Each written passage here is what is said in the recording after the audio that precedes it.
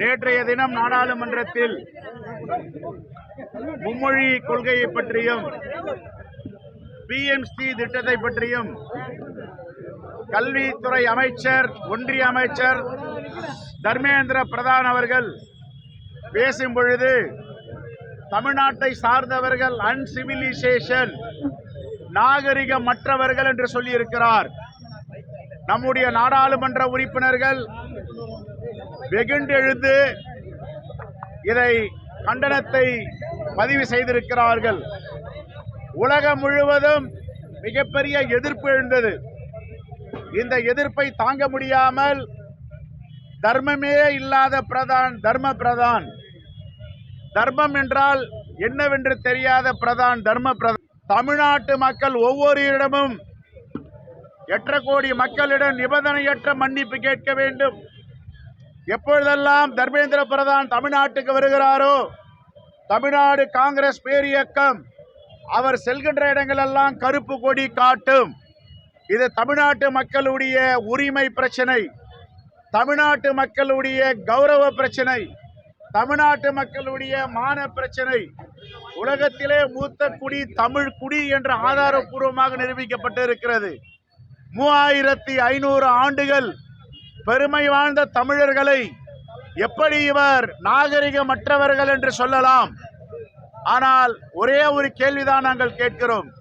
இவ்வளவு நடந்த பிறகும் தமிழ்நாட்டில் ஒரு தேசிய கட்சி என்று சொல்லிக் கொள்ளுகிறார்கள். அது பேர் தான் பாஜக. தமிழ்நாட்டுக்கான கட்சியா, மகாராஷ்டிராவில் உள்ள நாக்பூருக்கான கட்சியா?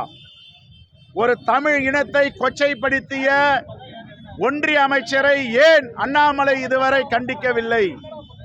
அப்பொழுது என்றால் தமிழ்நாட்டு மக்கள் எல்லாம் நாகரிகமற்றவர்கள் என்று பாஜக தலைவர்களும் அண்ணாமலையும் ஏற்றுக்கொள்ளுகிறார்களா? தமிழ்நாட்டு மக்களிடம் இவர்கள் என்ன பதில் சொல்ல போகிறார்கள்? அல்லது இதை நியாயப்படுத்த போகிறார்களா? இதுதான் காங்கிரஸ் பேரியக்கத்துடைய கேள்வி.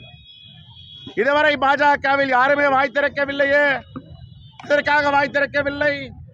ஒரு இனத்தை கேவலப்படுத்தி இருக்கிறார், ஒரு இனத்தை அவமானப்படுத்தி இருக்கிறார். குறைந்தபட்சம் இது தவறு என்று கூட சுட்டிக்காட்ட மனமில்லை என்றால் இந்த பாஜக கட்சி தமிழ்நாட்டுக்கான கட்சியா என்ற கேள்வியை நாங்கள் இங்கே வைக்கிறோம். ஏங்க, பிஜேபிக்கு தமிழ்நாட்டு மக்கள் மீது அக்கறை இருக்கிறதா? தமிழ்நாட்டுடைய எதிர்காலத்தில் சிந்தனை இருக்கிறதா?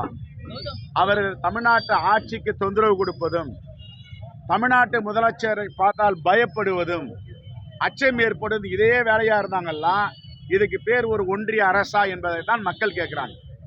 எங்களுடைய வரி பணம் இன்னைக்கு ஜிடிபி ஆகட்டும், இந்தியாவுடைய உற்பத்தி திறன் ஆகட்டும், தமிழ்நாடு 2வது இடத்துல இருக்கு, முன்னோடியா இருக்கு. தமிழ்நாட்டு மக்களுடைய உழைப்பு வரி பணம் எங்கெங்கேயோ எடுத்து செல்றாங்க. 1,30,000 கோடிக்கு மேல நாங்க ஜிஎஸ்டி கட்டுறோம். எங்க பணம், எங்க உரிமை தொகையை நாங்க கேட்கிறோம், கொடுக்க மாட்டேன்றாங்க. எங்க பணத்தை எடுத்து வேற மாநிலங்களுக்கு கொடுக்கறாங்க. இது என்ன நியாயம்? இதைத்தான் கேட்கிறோம் நாங்க. எங்களுடைய தமிழ்நாட்டுடைய மக்கள் மீது அக்கறை இல்லாத, நீதி நியாயம் கொடுக்காத பாஜகவை புறக்கணிப்பார்கள் மக்கள். 2026 சட்டமன்ற தேர்தலில் பாஜகவை எந்த தொகுதியிலும் நோட்டாவுக்கு கீழே வாக்குகள் பெறுகின்ற ஒரு விஷயத்தை தமிழ்நாட்டு மக்கள் உருவாக்குவார். இது மக்கள் போராட்டம். இது மக்கள் போராட்டமா மாறும். நீ மும்மொழியை திணிக்காதீங்க. எங்களுடைய குழந்தைகள் எதை படிக்க வேண்டும் என்று எங்கள் குழந்தைகள் தீர்மானிப்பாங்க.